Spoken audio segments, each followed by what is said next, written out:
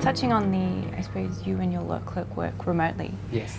For firms or say other people wanting to obviously work remotely so that teams aren't together, what's some strategies they should implement at the very beginning to help that be very successful going forward?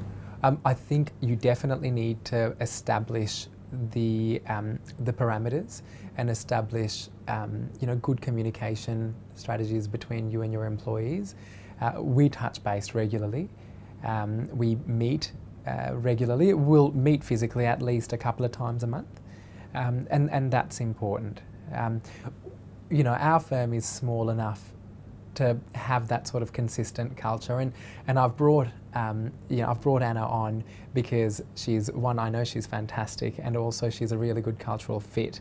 And moving forward, they're the types of individuals that I will look to employ for Maxiom. People who are empathetic, people who are passionate and committed with a solid work ethic.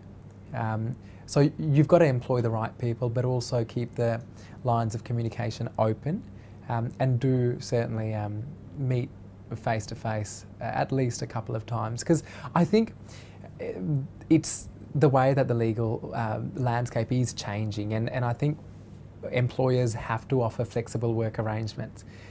People appreciate that there is more to life than work, and I certainly, having started my own firm, that was probably one of the biggest realisations. I was in a senior position at my previous firm with responsibilities in business development, supervising. Work was my life. Despite the fact that I have a wife and I've got a little child, my primary focus when I was at that firm was my work.